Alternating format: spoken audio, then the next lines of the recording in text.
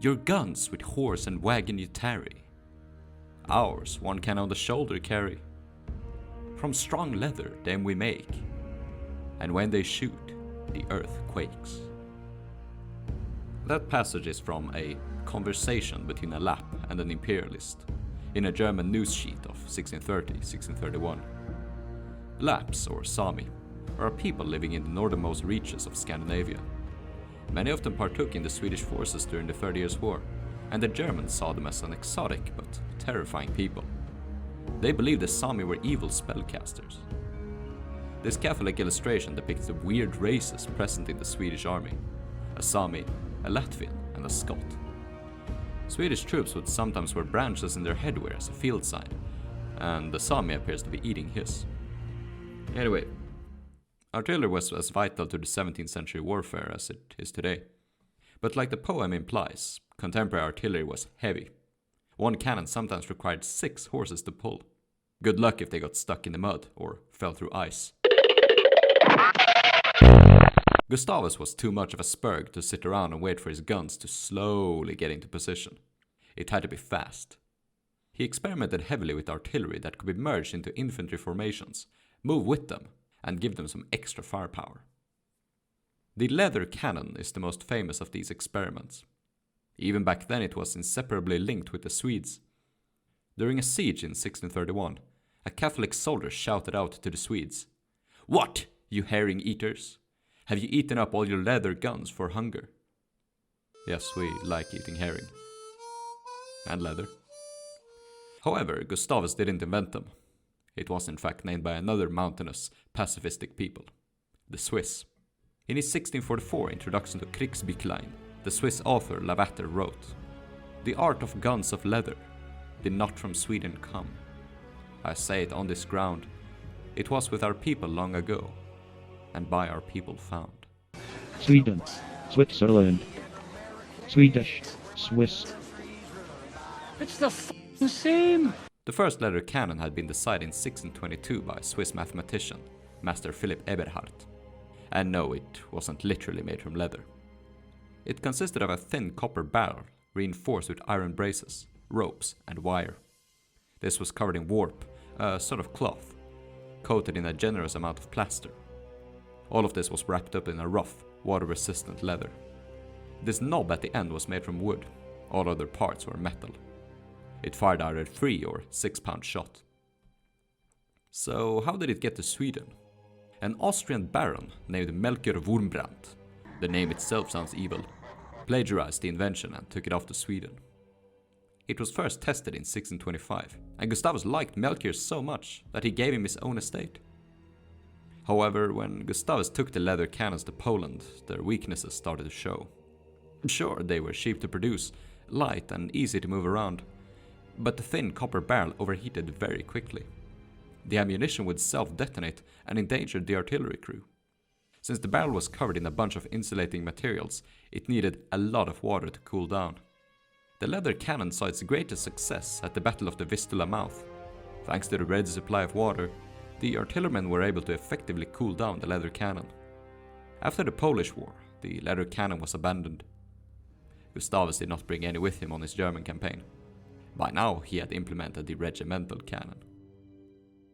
The leather cannon was replaced in 1629 by a weapon that did not have the same tendency to overheat and burst, the so-called Regimental Cannon. Its first production can be credited to a German named Henrik von Seegroth. The barrel was made out of what contemporary people just called metal, an alloy of copper and tin, which we call bronze today. By using a reduced powder charge, it was possible to lighten the barrel considerably, and it was further shortened to save weight.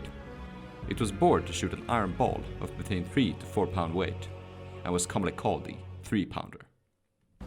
At the Battle of Breitenfeld, Gustavus had 42 regimental guns at his disposal. 6 were handed out per brigade.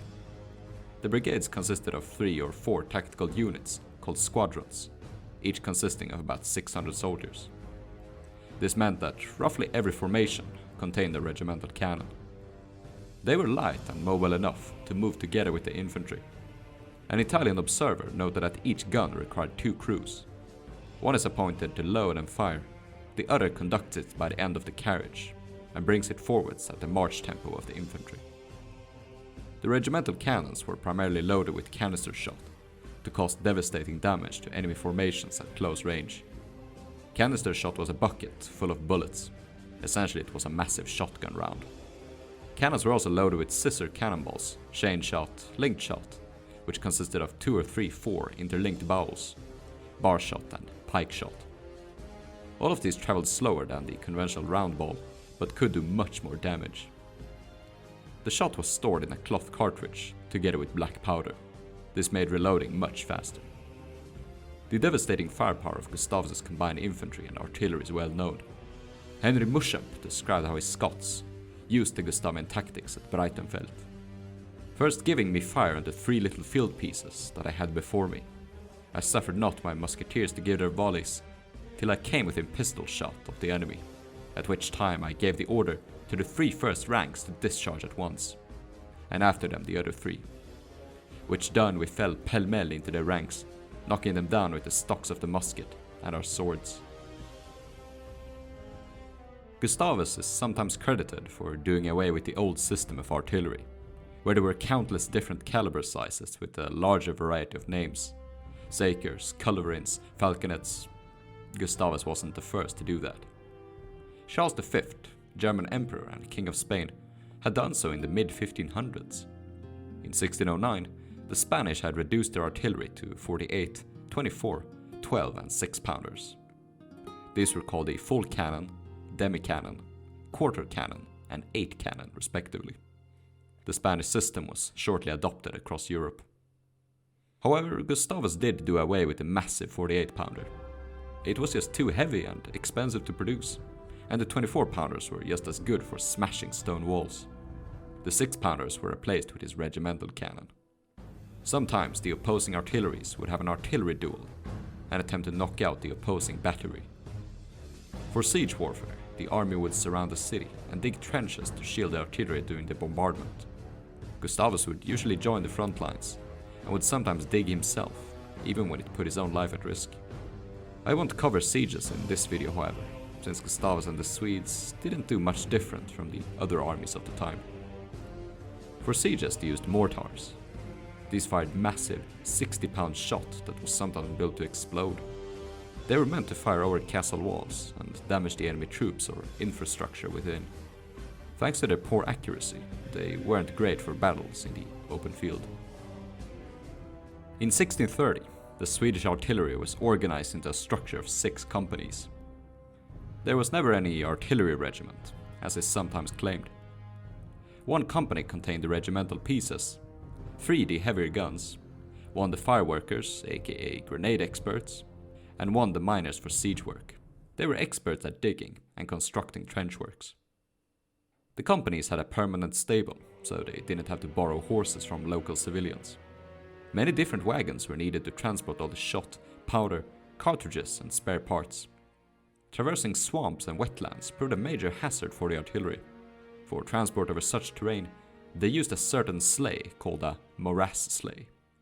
The artillery companies were also responsible for transporting the necessary materials for constructing bridges. A regimental cannon was manned by a master gunner and a gunner. In Swedish they were called konstaplar and hantlangare. I say that because konstapel and hantlangare has changed meaning in Sweden today. Konstapel is a police officer and hantlangare is a drug dealer. The master gunner was essentially in charge of the cannon. He did the aiming, whilst the gunners did the hard labor, pushing and reloading. Heavier cannons had 2 gunners, and an NCO called styckjunkare, shared between 2 cannons. For their self-defense, the gunners were given low-caliber matchlock muskets, or snaplock calibers, a bandolier for their ammunition, a musket rest, and a sword. Like I discussed in my video on the Gustavian infantry, the firearms were a hodgepodge of whatever was available. Gustavus couldn't standardize a caliber since some muskets were made by the Swedish industry, others by freelancing gunsmiths, and some were imported from Germany or the Netherlands. In 1632, Gustavus' army counted 146,000 men. Only 7.5 of those came from Sweden or Finland. Most of the infantry and cavalry were German mercenaries. Whilst the senior ranks and technical experts within the artillery corps were often foreigners, the ordinary crewmen were mostly Swedes.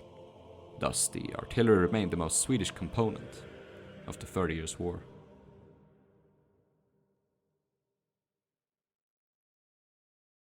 If you enjoy the content I produce, consider supporting me monetarily on Patreon. You'll find the link in the video description. Otherwise, please give the video a like and a comment, so that YouTube will show it to more potential viewers. And why not share it with a friend? Cheers.